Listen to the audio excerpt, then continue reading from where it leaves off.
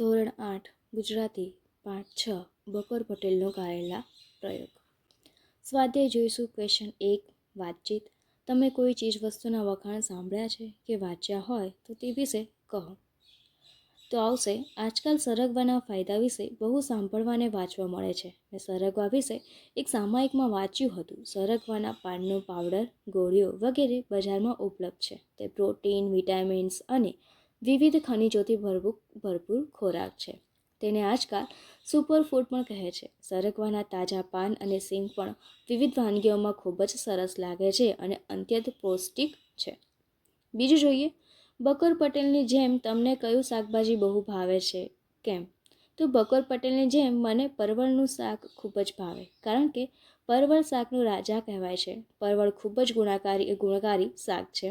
તે આરોગ્ય માટે ખૂબ જ સારું માનવામાં આવે છે. પરવળનું શાક વિવિધ રીતે બનાવવામાં આવે છે. બિહાર જેવા રાજ્યમાં પરવળમાં માવો ભરીને મીઠાઈ પણ બનાવવામાં આવે છે. આમ પરવળ ગુણોની ખાણ હોવાથી તેનું શાક સ્વાદિષ્ટ બનતું હોવાથી મને ખૂબ જ ભાવે છે.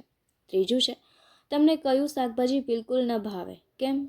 તો મને ગલકાનું શાક બિલકુલ ન ભાવે, કારણ કે ગલકાનો પોતાનો કોઈ જ સ્વાદ હોતો નથી. તે અત્યંત ફીકા હોય છે. તેનું શાક બનાવતા તે અત્યંત પાણી છોડે છે અને શાકનો સ્વાદ આવતો નથી. ચોથું, તમે કોઈના ઘરે ગયા હોવ અને કોઈ વાનગી ન ભાવી હોય તે વિશે કહો. તો અમે એક વખત મારા પપ્પાના મિત્રને ત્યાં જમવા માટે ગયા હતા. તેઓ હિમાચલ પ્રદેશના છે, તો તેઓની ત્યાંની કોઈ પ્રસિદ્ધ વાનગી બનાવી હતી. તેને સિડ્ડુર કે એવું કંઈક કહેવાય છે. કોઈ લોટને બાફીને બનાવવામાં આવે છે. મને તે વાનગી જરા પણ ભાવી ન હતી. પાંચમું છે, તમે કોઈના ઘરે જાઓ અને તમને ન ભાવતી વાનગી બનાવી હોય તો તમે શું કરશો? તો જો હું કોઈના ઘરે જાઉં અને મને ન ભાવતી વાનગી બનાવી હોય તો હું કોઈ બહાનું બનાવી તે વાનગી મારી થાળીમાં જ ન લઉં. જો ફરજિયાત ખાવી પડે તો બિલકુલ થોડી લઈને ખાઈ લો. છઠ્ઠું, તમે ક્યારેય કોઈ કડવી ચીજવસ્તુઓ ખાધી હોય તો તે વિશે કહો. તો મેં એક વખત સૂકી મેથીનું શાક ખાધું હતું, જે મને અત્યંત કડવું લાગ્યું હતું. સાતમું છે, ગોપાલદાસની જેમ તમને કઈ મીઠાઈ કે મિષ્ટાન ભાવે? તો મને આમ તો બધી મીઠાઈ ભાવે, પરંતુ ગુલાબજાંબુ, મોહનથાળ, ખીર, રબડી, ઘેવર વગેરે મીઠાઈઓ વધારે ભાવે. ક્વેશ્ચન 2 છે, ઉદાહરણ મુજબ ખાનું પ્રત્યે લાગતો હોય તેવા શબ્દો અને અર્થ લખી વાક્ય પ્રયોગ કરો. એમાં ઉદાહરણ આવશે, દીવાખાનું મુલાકાત માટેના ખાસ ઓરડો, બેઠક વાક્ય પ્રયોગ થશે. તેમના દીવાખાનામાં સ્વામી વિવેકાનંદની છબી હતી. છાપખાનું જોઈએ તો જ્યાં પુસ્તકો, અખબારો વગેરે છાપવામાં આવતા હોય તે જગ્યા, એટલે વાક્ય પ્રયોગ થશે, અખબારો છાપખાનામાં છપાવવા માટે ગયા છે. દવાખાનું, જ્યાં ડૉક્ટર દર્દીઓનો ઈલાજ કરે તે જગ્યા, વાક્ય પ્રયોગ થશે, ડૉક્ટર આજે દવાખાનામાં વહેલા પહોંચી ગયા હતા. દારૂખાનું આવશે, ફટાકડા બનતા હોય તે જગ્યા, વાક્ય પ્રયોગ બનશે, તે દારૂખાનામાં કામ કરતો હતો. કેદખાનું, કેદીઓને રાખવામાં આવે તે જગ્યા, વાક્ય પ્રયોગ બનશે, કેદખાનામાં કેદીઓને રાખવામાં આવ્યા હતા. એના પછી છે કારખાનું, કારીગરો દ્વારા વસ્તુઓ બનાવવાની જગ્યા, તો વાક્ય પ્રયોગ બનશે, કારીગરો કારખાનામાં કામ કરી રહ્યા હતા. ક્વેશ્ચન 3 છે, ઉદાહરણ મુજબ બીજા શબ્દો લખી વાક્ય પ્રયોગ કરો. ઉદાહરણ, ગળપણ, ફળપણ, તો વાક્ય પ્રયોગ બનશે, ગળપણ ફળપણ તો ઘરમાં જ ના જોઈએ. બીજું, શ્રીખંડ બીખંડ, તો વાક્ય પ્રયોગ બનશે, બહારના શ્રીખંડ બીખંડ ક્યારેય પણ ખાવા જોઈએ નહીં. બીજું, ખાંડબાણ, તો વાક્ય પ્રયોગ, રોજિંદા ભોજનમાં ખાંડબાણનો ઉપયોગ કરવો જોઈએ નહીં. ત્રીજું, રીંગણા બીંગણા, તો મને રીંગણા બીંગણા બિલકુલ ન ભાવે. ચોથું, ચોપડી બોપડી, તો હવે ચોપડી બોપડી વાંચો તો સારું. પાંચમું, પેંડા બેંડા, તો પરીક્ષામાં પહેલો નંબર આવ્યો છે તો પેંડા બેંડા તો ખવડાવો. ક્વેશ્ચન 4, ઉદાહરણ મુજબના શબ્દો લખી બંને શબ્દોનો ઉપયોગ કરીને વાક્ય બનાવો. તો સવાર સાંજ, તો પંખીઓ સવારે ઉડે ને સાંજે માળામાં પાછા ફરે. એવી જ રીતના દિવસ રાત, તેણે દિવસ રાત મહેનત કરીને આ સફળતા મેળવી છે. બીજું, નાનું મોટું, તો શરીર ચાલે ત્યાં સુધી આપણે નાનું મોટું કામ કરતા રહેવું જોઈએ. એના પછી ત્રીજું છે, કાળું ધોળું તો વેપારીઓ વેપારમાં થોડું કાળું ધોળું તો કરતા જ હોય. ચોથું, ઉપર નીચે તો આખો દિવસ ઉપર નીચે થઈને મારા તો પગ દુખી ગયા. પાંચમું, નવું જૂનું મેં જૂનું સોનું આપી નવું સોનું લીધું. ક્વેશ્ચન 5, એકમના આધારે સાચા વિકલ્પો સામે ટીક કરો. પહેલું, કારેલા જેવું ઓસડ બીજું એકેય નહીં, તો કારેલા જ ઉત્તમ ઓસડ છે. બીજું છે, બકર પટેલના કારેલાનો ઢંગ જોઈ નવાઈ પામતા, કારણ કે આટલા બધા કારેલા કોણ ખાતું હશે એમ વિચારીને. ત્રીજું, ગળપણનું મારણ કડવાશ, એટલે કડવાશ ગળપણનો ઈલાજ છે. એના પછી આવશે ચોથું, હવે મને નખમાય રોગ રહ્યો નથી, એટલે આવશે શરીર તદ્દન નિરોગી હોવું. પાંચમું છે, આ તો તમારા કારેલા પ્રયોગને હાથ જોડ્યા, એટલે આવશે તમે કેમ અતિશય કારેલા ખાતા હતા તે તેમને ન ગમ્યું. ક્વેશ્ચન 6 છે, આપણે આપેલ વાક્યો જેવો અર્થ ધરાવતું વાક્ય પાઠમાંથી શોધીને લખો. પેલું છે, ખવાયેલું પચી જાય, તો ખાધેલું હજમ થઈ જાય છે. બીજું, હવે તેઓ કારેલા પ્રિય થઈ ગયા હતા, તેઓ જાણે કારેલા લટ્ટુ બની ગયા. ત્રીજું, દરરોજ કંઈક ગળી વાની લાવવી પડશે, તો રોજ કંઈ ને કંઈક મીઠાઈ લાવવી પડશે. એના પછી ચોથું છે, ગોપાલદાસ થોડા આપણા અતિથિ છે, તો ગોપાલદાસ હવે આપણા મહેમાન કહેવાય નહીં. પાંચમું, વાતોમાં સમય પસાર થઈ ગયો, તો વાતોમાં વખત વહી ગયો. એના પછી ક્વેશ્ચન 7 આવે છે, ઉદાહરણ મુજબના વાક્યો લખો અને તેનો અર્થ લખો. ઉદાહરણ છે, આટલા બધા કારેલા તે કોણ ખાતું હશે, તો અર્થ આવશે આટલા બધા કારેલા કોઈ ખાતું નહીં હોય. પછી વાક્ય છે, આટલા બધા પત્રો તો કોણ લખતું હોય, તો આટલા બધા પત્રો કોઈ ન લખે. વાક્ય, આવી ખરાબ ગાળો તો કોણ બોલતું હશે, તો અર્થ આવી ખરાબ ગાળો કોઈ ન બોલે. વાક્ય, આટલા બધા રોટલા તો કોણ બનાવી શકે, તો આટલા બધા રોટલા તો કોઈ ન બનાવી શકે. વાક્ય, આટલી લાંબી વાતો તો કોણ કરે, તો અર્થ આટલી લાંબી વાતો તો કોઈ જ ન કરી શકે. ક્વેશ્ચન 8 જોઈએ, વાક્ય વાંચો અને વાર્તાના આધારે લાગુ પડતા પાત્રનું નામ લખો. તો કારેલા કડવા, એટલે પોતે કદી ખાતા જ નહીં, તો કોણ આવશે, બકર પટેલ. તેઓ અઠવાડિયાની મહેમાન ગતિએ આવવાના છે, તો ગોપાલદાસ. ત્રીજું, ટપાલીનો અવાજ સાંભળી બહાર આવ્યા, તો સકરી પટલાણી. ચોથું, ભાણા પીરસતી બંને જણે રસોડામાં બોલાવ્યા, તો સકરી પટલાણી. પાંચમું, તેમના હાથમાં કાચના 2 ગ્લાસ હતા, તો બકર પટેલ. એના પછી પ્રશ્ન આવે છે, ક્વેશ્ચન 9, પ્રશ્નના જવાબ લખો.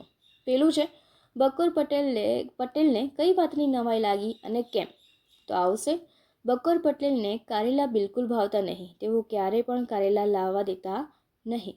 એક દિવસ બકર પટેલે કારેલા વિશે વાંચ્યું કે કારેલા વારંવાર ખાવા જોઈએ, તેનાથી બહુ ફાયદો થાય છે, બીમારી આવતી અટકે છે, ખાધેલું હજમ થઈ જાય છે, ભૂખ લાગે છે, તાવ તર્યો આવતો નથી, કારેલા જેવું ઓસડ બીજું એકેય નહીં, શરીરમાં કોને કઈ દિવસ કડવાશ તો નાખવી જ જોઈએ. આમ કારેલાના આટલા બધા ગુણ જાણીને બકર પટેલને નવાઈ લાગી. કારેલા આટલા ગુણવાર હશે તે વાત તો તેમને ખ્યાલ ન હતો. બીજું જોઈએ, બકર પટેલે કઈ રીતે કારેલા લટ્ટુ બની ગયા, તો બકર પટેલને કારેલા બિલકુલ ભાવતા નહીં, તેઓ ક્યારેક કારેલા ખાતા નહીં, ક્યારેય કારેલા ખાતા ન હતા. એક વખત જ્યારે તેમને કારેલાના ગુણો વિશે જાણ થઈ, તો તેમણે કારેલા મંગાવીને ખાધા.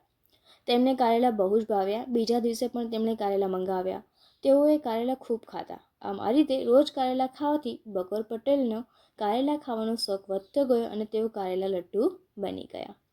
એના પછી ત્રીજું જોઈએ, ત્યારે તો રોજ કંઈક ને કંઈ મીઠાઈ લાવવી પડશે એવું કોણે કહ્યું અને કેમ, તો ત્યારે તો રોજ કંઈ ને કંઈ મીઠાઈ લાવવી પડશે એવું સકરી શેઠાણીએ કહ્યું, કારણ કે ગોપાલદાસ મીઠાઈ ખાવાના ભારે શોખીન હતા. તેમણે જમવામાં રોજ ગળ્યું ખાવા જોઈતું એવી સકરી પટલાણીને ખબર હતી. કંઈ ન હોય તો તેઓ બજારમાંથી જલેબી મંગાવતા.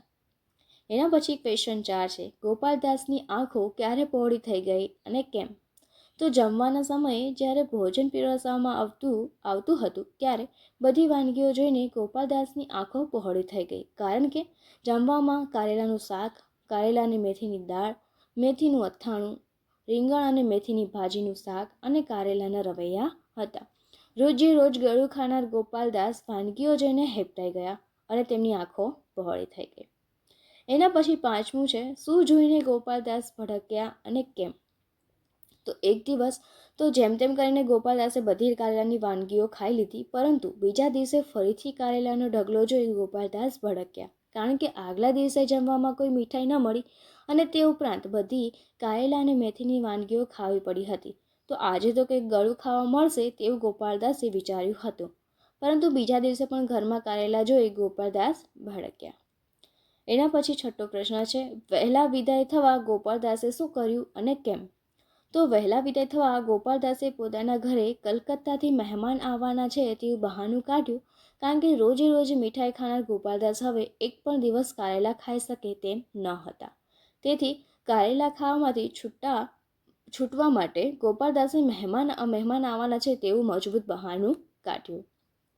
એના પછી ક્વેશ્ચન 10 છે, નીચેનો ફકરો ધ્યાનથી વાંચીને પછી પૂછેલા પ્રશ્નનો જવાબ લખો.